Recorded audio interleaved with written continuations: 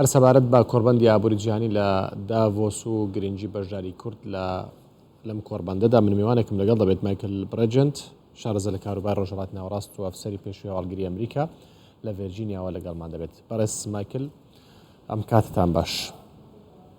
کورد یاخود هەرێمی کوردستان بەگشتی هەرێمی کوردستان دەوڵەت نییە، بەڵام دەبینین لە کۆربەندە جیهانیە گەورەکاندا بەشدارە. هۆکارچیەوە گرنگی بە هەرێمی کوردستان دەدرێت.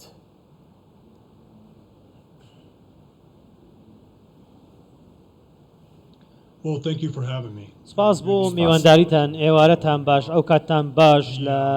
بینەرانتان. گرنگی ئەمە ئەوەیە کە ئەم کۆربەندە نێودەوڵەتیە دەیەوێت بزانین کە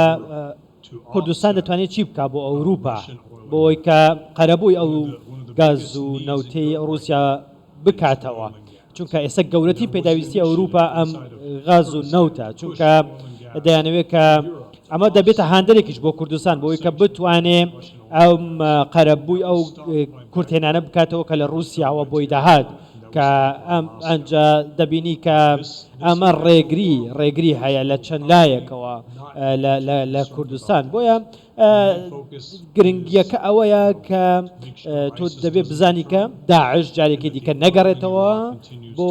کوردستان و بۆی کە کوردستان بتوانێت ئەم گازونەوەی خۆی بنێرێتە دەرەوە. واتە زۆر شتی خراپ هەن کە لە عێراقدا دەتوانن ڕێگری لەم خەونە بکەن، بەڵام خاڵە بەهێزەکە ئەوەیە کە بەڕاستی ئەم شەڕی ئۆکرانیا کە پوتن دەستی پێ کردووە دەرفەتە بۆ وڵاتانی دیکەوە، بۆ لاینەکانی دیکە وەکو کوردستان، بۆی کە ئەم گازونەوتەی خۆیان ڕەوانەی ئەوروپا بکەن. وەک وتم کە مۆسکۆ و تاران و بەغدا زۆر باشە، ئەوان چاویان لە وزەی کوردستانە، بەڵام لە بەرامبەردا ئەوان چی بۆ هەرێمی کوردستانەکەن؟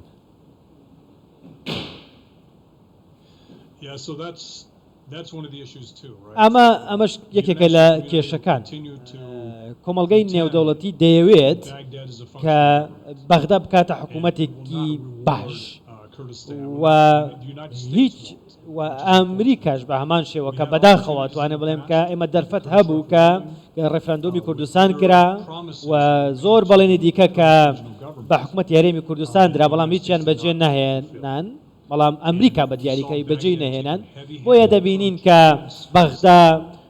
بەدەستێکی ئاسنین لە 2017 لە کوردستانیدا، بۆیە دەبێت ئەم جارە کۆمەلگای نێودەوڵەتی سەیری هەرێمی کوردستان بکە وەکو ناوچەیەکی سەربەخۆ وەکو حکوومەتی هەرێمی کوردستان. بەڵام تۆتر ئەبێ بە چاوێکی تر سەیری هەرێمی کوردستان بکات، ئایا بەفعالی ئەیکا؟ نەخێر تا ئێستا نەخێر، بەداخەوەکەوە قسەیەکەم وەکو هاوپەیمانێکی شەڕی دژی داعش سەیری دەکەن و وەکو دۆستێکی نزیک سێری دەکەن، بۆ بزنسی خۆیان بەکاری دەهێنن و ساویان لە نەوت و غازەکەیە، بەڵام هەموو کات کە دێتە سەر دۆخێکی حەساس فەزلی بەغدا ئەدەن بەسەر هەرێمی کوردستانە. بەداخەوە کە ئێستاش سزاکانی بەغدا لە 2007ەوە هەتا ئێستا دژی هەرێمی کوردستان بەردەوامن، بچووکردنەوەی پێشمەرگە و دەبێ ئەم ئیدارەی بایدن ڕێگە نەدا بەغدا ئەم هەموو گوشارە بۆ هەرێم بێت. لەم کۆربانەدا باس لە پرسی وزا کرێ، باس لە کشتتوکاڵە کرێ، باس لە وەبەرهێنانە کرێ، باشە باس لە تیرۆرە کرێ، هەڕەشامنیەکانە کرێت. ئەوان ئەتوانن لە ڕووی ئەمنیەوە چی بۆ هەرێمی کوردستان بکەن؟ ئەتوانن سەرۆکی حکوومەت ئەتوانێت وا لە وڵاتانە بکات کە هیچ نەبێت لە هاوکاریەکانیان بۆ هەرێمی کوردستان بەردەوام بن لە ڕووی سەربازیەوە لە من؟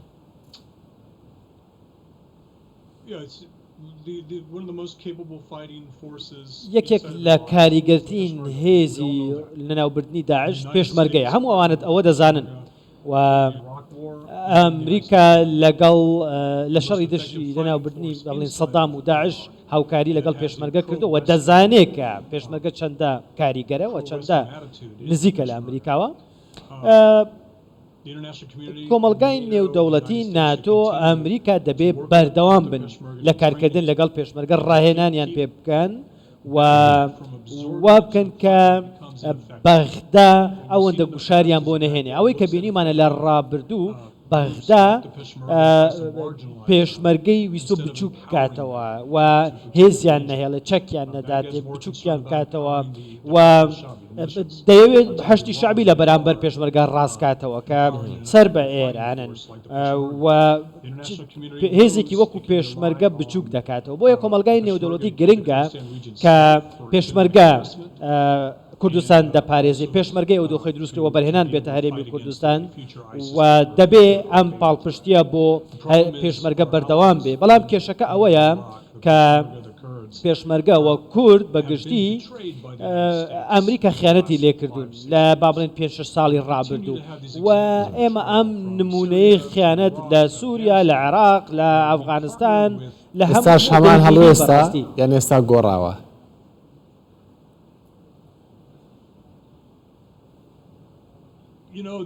ئەزانی ئەمریکا